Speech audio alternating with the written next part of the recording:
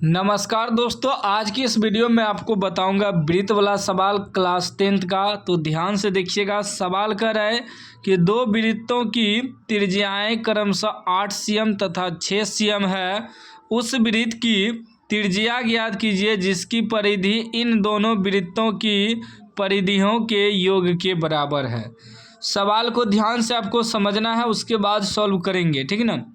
कह रहा है कि दो वृत्त की त्रिज्या दिया हुआ है, दो वृत्त है तो क्रमशः में दिया है 8 सेमी और 6 सेमी। तो मान लीजिए एक 8 सेमी त्रिज्या का वृत्त है, ये कितना है, इसको मान लेंगे R1 बराबर 8 cm, ठीक। उसके बाद एगो 6 cm का वृत्त है, ये मान लेंगे R2 बराबर 6 cm, ठीक, थोड़ा छोटा होगा। तब कह रहा है कि दो वृत्त दिया है जिसका त्रिज्या दिया है, एगो का 8 cm एगो का 6 cm त्रिज्या दिया है। दो वृत्त था इसलिए R1 R2 मान दिए, ठीक ना।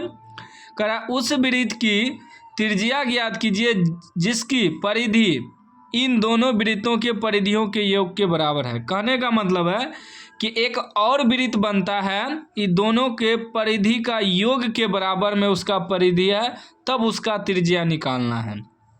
सबसे पहले क्या करेंगे, ठीक ना, दोनों वृत्त का अलग अलग परिधि निकाल लेंगे, ठीक ना। क्योंकि यही दोनों का परिधि, इसका भी परिधि और इनका भी परिधि, दोनों को जोड़कर एक नया वृत्त जो बनता है, इसका परिधि बराबर है ये दोनों परिधि के योग के बराबर में, तब इसका कर है त्रिज्या निकालने। सवाल को समझिएगा, जैसे जैसे सॉल्व करेंगे आपके माइंड में आते जाएगा, ठीक ना। तो मान लेंगे R1, ठीक ना, एक वृत्त ही हुआ, दूसरा वृत्त ही, दोनों का त्रिज्या दिया है तो दोनों का पहले परिधि निकालेंगे, क्योंकि कह रहा है परिधि इन दोनों वृत्तों की परिधियों के योग के बराबर है। तो मान लेंगे पहले वृत्त की त्रिज्या, ठीक ना, पहले वृत्त की त्रिज्या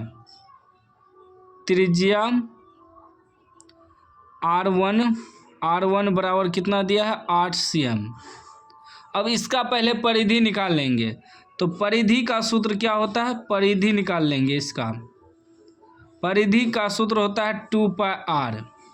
क्या होता है, 2πr। वृत्त की परिधि का सूत्र होता है 2πr।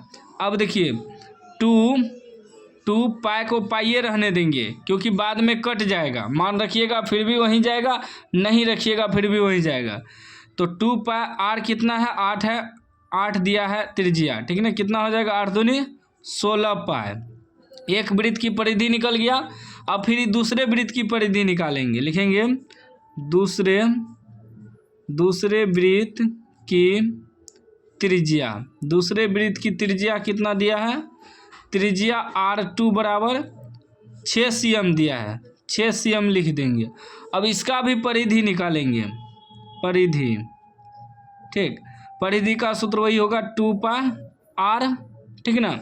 संयोग से यहाँ R2 है, इससे घबराना नहीं है, सूत्र यही होता है, ठीक ना। या यहाँ दे दीजिए R1, यहाँ दे दीजिए R2, ठीक ना। तो 2 पाइए रहेगा, R2 कितना दिया है, 6 दिया है, तो क्या हो जाएगा, 6 दूनी 12 पाई, ठीक ना। परिधि निकाले हैं ना, तो cm लग जाएगा, cm, ठीक। अब क्या कर रहा है कि जिसकी परिधि इन दोनों वृत्तों की परिधियों के योग के बराबर है, यानी कि उस वृत्त की त्रिज्या निकालना है जो कि इन दोनों का जो परिधि निकला है, इसका जोड़ करके इस वृत्त की परिधि के बराबर है। मतलब तीसरा वृत्त की त्रिज्या निकालना है, ठीक ना। लिखेंगे तीसरे वृत्त की परिधि। मान लीजिए इसका त्रिज्या R है, बड़ी R मान लेते हैं, यही निकालना है आपको, ठीक ना।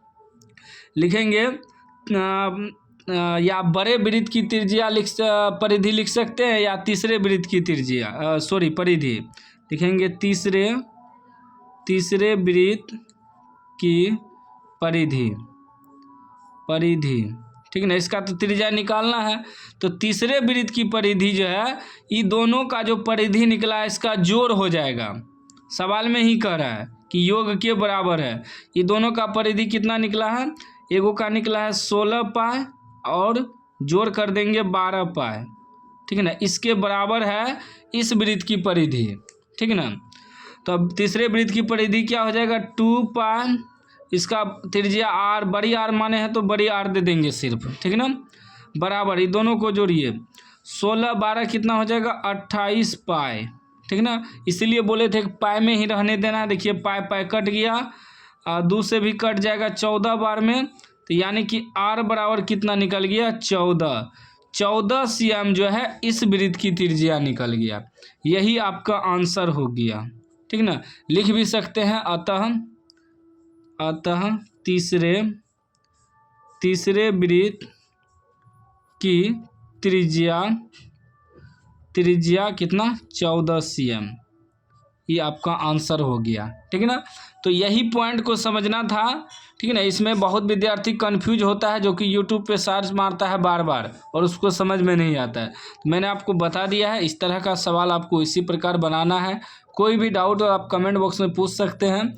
अभी तक चैनल को सब्सक्राइब नहीं किए तो सब्सक्राइब कर लीजिए और घंटी को दबा के ऑल कर लीजिए।